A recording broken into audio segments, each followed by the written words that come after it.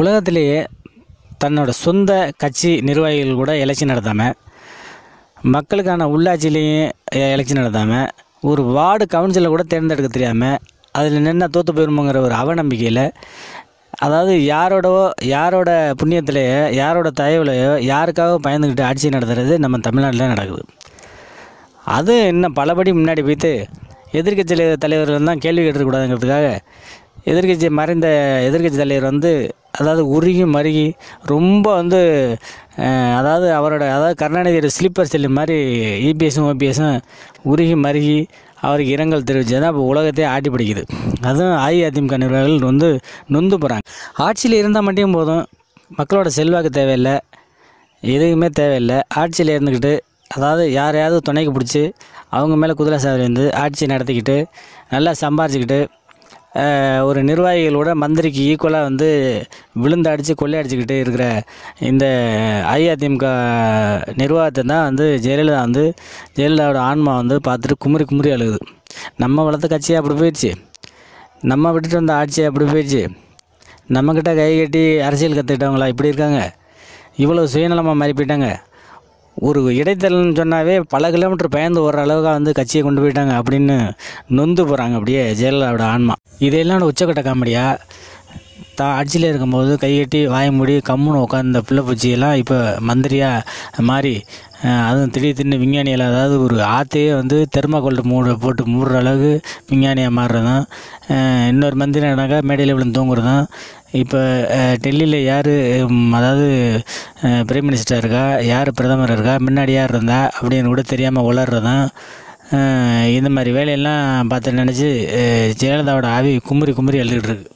இது எல்லாரோட உச்சகட்டமாக ஸ்டாலினோட காமெடி நடவடிக்கையில் ஒன்று, அதாவது 2016 சட்டசபையில் நடந்த நம்பிக்கை ஓட்டெடுப்பில் தோற்று போயிட்டு, அதாவது இபிஎஸ் ஓபிஎஸோட பயங்கரமான நாடகத்தில் தோற்று போயிட்டு தன்னோட சட்டையை தானே கிழிச்சிக்கிட்டு வீதியில் இறங்கி பாடி பில்டர் மாதிரி வருவார். அந்த இமேஜ் அந்த வருஷம் மிகப்பெரிய அளவில் ட்ரெண்ட் ஆனிச்சு. அந்த இமேஜ் தான் இன்னமும் சிரிப்பாக சிரிக்குது.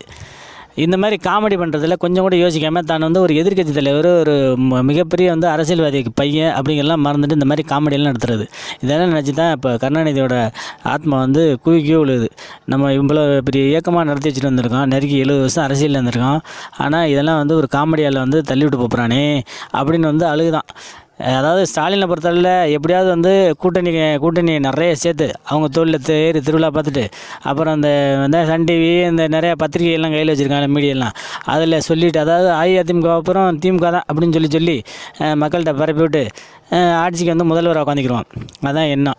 கருணாநிதி உயிரோடு இருக்கையிலேயே நம்மன்னு ஒரு திட்டத்தை போட்டுக்கிட்டு, நல்ல ஜீன்ஸ் பேண்ட் எல்லாம் போட்டுக்கிட்டு மக்களை சந்திக்கிற பேர் வழின்னு சொல்லி கரும்பு காட்டுக்குள்ளே, அதாவது உலகத்திலே முதல் முறையாக ஒரு எதிர்க்கட்சி தலைவர் கரும்பு காட்டுக்குள்ளே சிமெண்ட்டை போட்டுக்கிட்டு போய் மக்களை சந்தித்ததும், அதாவது தெருவில் போகிறப்ப அந்த தோட்டத்தில் தன்னோட கட்சிக்காரங்களை நிறுத்தி டன் கணக்கில் நகையை போட்டுக்கிட்டு அவங்கள பேட்டி காண வச்சதுக்கும், இந்த மாதிரி காமெடியெல்லாம் ஸ்டாலின் தான் நடத்துகிறாரு.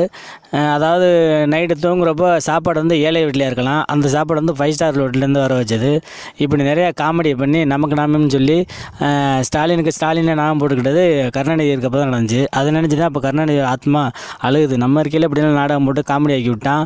இப்போ சட்டசபையில் ஒரு ஆளுங்கட்சிக்கு நேராக எதிராக நின்று ஏன் உள்ளாட்சி நடத்தலை, உள்ளாட்சி மூலிமா மக்களுக்கு நிறையா செய்ய முடியலை, உள்ளாட்சி நடக்க வேண்டியது அப்படின்னு சொல்லி ஒரு ஆட்டி வைக்கலாம். நம்ம எவ்வளோ சாதுரியமாக சின்ன கேப்பு கிடச்சாலும் பிடிச்சி ஆட்டி வச்சுருவோம், எல்லாத்தையும் சுத்தமாக பரட்டி போட்டுருவோம். ஆனால் நமக்கு பிறந்த பிள்ளைய அப்படி இருக்குது.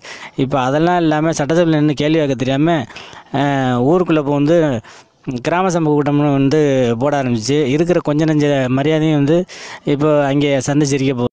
அதையெல்லாம் விட கருணாநிதியோட ஆத்மாவுக்கு மிகப்பெரிய ஒரு சோகம் என்னென்னா, தான் 7 முறை ஜெயிச்சு கம்பீரமாக வச்சுருந்த கோட்டையான திருவாரூர்லேயே தினகரனை எதிர்த்து நிற்கிறதுக்கு பயந்துக்கிட்டு டி ராஜா கிட்ட பல லட்ச ரூபா பணம் தான் கொடுத்து இடைத்தேர்தல் நிறுத்தத்துக்கு என்னென்னமோ வழியை பண்ணி இடைத்தேர்தல் நிறுத்தி அதனோட சந்தோஷப்படுற நம்ம பிள்ளையா ஸ்டாலின் அப்படின்னு நினச்சி அந்த கருணாநிதி ஆத்மாவே குமுறி குமுறி ஒப்பாரி பிடிச்சிக்கிட்டு இருக்கு.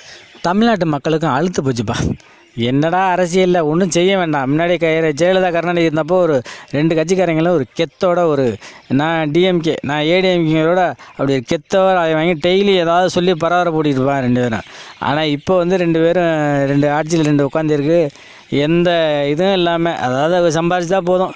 அதுமாதிரி அதாவது எப்படின்னா நுரையை தூக்கி தரையில் எடுத்தால் அப்படி இருக்கும், சும்மா சொதக்கணும். அதே மாதிரி ஒரு ஆட்சியும் எதுக்குமே ஆமாம் காமெடி பீஸாக காமெடி நாடகமாக போட்டுட்ருக்க எதிர்க்கட்சி தலைவரும் இருக்கிறதுனால தமிழ்நாட்டில் ஒரு அரசியல் நடக்கிறதாவே தெரியல. அதனால் நம்ம விடிவெள்ளி டிடிவி இருக்கார் இல்லையா, அவரோட ஸ்டாலின் மோதுனா நல்லாயிருக்கும். அவர் எங்கே இவராக பிடிச்சி இழுக்க வேண்டியதான். லைட்டாக பார்த்தாரு, அவராக ஸ்டாலினாக வந்து வாண்டடாக அந்த வலையில் இருந்துட்டாப்புல, போட்டு வெளுன்னு வெளுத்துட்டாப்புல டிடிவி கிட்ட ஏன் மோதுறது இல்லைன்னா வாயை கொடுத்துட்டா தப்பிக்க முடியாது. ஆனால் என்ன சொல்கிறதுன்னா, சின்ன பிள்ளைய வந்து கோழி விளாண்டா அவன் அடிச்சுப்பிட்டான், அவன் கிளிப்பிட்டான், அவன் அங்கே போனால் இங்கே போனான்னு சொல்கிறது. அது மாதிரி ஸ்டாலின் சொல்கிறது, அங்கே போகிறாரு இங்கே போகிறாரு, கட்சி அந்த அப்படி இருக்குது இப்படி இருக்குது, அந்த தண்டனை இருக்குது இந்த தண்டனைங்க முடியாது, கேள்விக்கு பதில் சொல்கிறதில்ல. ஆனால் டிடிவி வந்து பிடிச்சி இழுத்தாருன்னா உள்ளே நாக்கை உள்ளே விட்டு வெளில இழுத்துருவாப்புல, அந்த மாதிரி திறமை உள்ளவர் தான். அதனால தான் பயந்துக்கிட்டு இந்த இவங்களும் வந்து ஒதுங்கி போகிறது இபிஎஸும் ஓபிஎஸும். எங்கே வந்து நம்மளை சேர்ந்துக்கிட்டால் வந்து நம்மளை பிடிச்சி வெளில தள்ளிடுவானோ அப்படின்னு பார்க்குறது. ஆனால் இதெல்லாம் வந்து மக்கள் பார்த்துக்கிட்டு தானே இருக்காங்க. இப்போ ஒரே வழி, ஸ்டாலின் வந்து டிடிவியோட மோதி தான் ஆகணும், வேறு வழி இல்லை. சும்மாலாம் வந்து ஸ்டாலினை விரும்ப மாட்டாங்க, இருக்க காமெடி பீஸாக தான் கொண்டு போயிடுவாங்க. அதனால் அரசியல்லேருந்து தப்பிக்கணுமா, ஜஸ்ட்டு அடுத்த தடவை வந்து எதிர்கட்சியாக வரணும்னா டிடிவியோட தான் மோதிக்கு நிற்கணும். இது 2 பேருக்கும் தான் வார்த்தை முதல்ல இருக்கணும். அப்போ தான் ஓரளவு இந்த கட்சிக்காரங்களுக்கும் இருக்கிற பொதுமக்களுக்கும் வந்து ஒரு அதாவது சொரிஞ்சு விட்ட மாதிரி இருக்கும். சரி பரவாயில்ல, எதுவும் செய்யாட்டி ஏதாவது ஒன்று நடந்துகிட்டு இருக்குப்பா அப்படின்னு அதை ஓரமாக உட்காந்து 2 கைப்பிள்ளைகளையும் வேடிக்கை பார்த்துக்க வேண்டியது. அதாவது இபிஎஸும் ஓபிஎஸும் உட்காந்து வேடிக்கை பார்த்துக்க வேண்டியதான். ஜெயலலிதாவோட ஆவியும் கருணாநிதியோட ஆவியும் ஓரளவு நிம்மதியாக இருக்கும். சரி பரவாயில்ல, டிடிவி ஸ்டாலின் மோத விட்டால் ஏதோ ஓரளவு பரபரப்பாக அரசியல் பண்ணிக்கிட்டு இருப்பாங்க அப்படிங்கிற ஒரு நிம்மதியோடு அவங்களும் இருப்பாங்க. இனி அதான் மறக்காமல் இந்த சேனலை சப்ஸ்கிரைப் பண்ணுங்கள், லைக் பண்ணுங்கள், ஷேர் பண்ணுங்கள். உங்களோட கருத்துக்களை கீழே உள்ள கமெண்ட் பாக்ஸில் பதிவு பண்ணுங்கள்.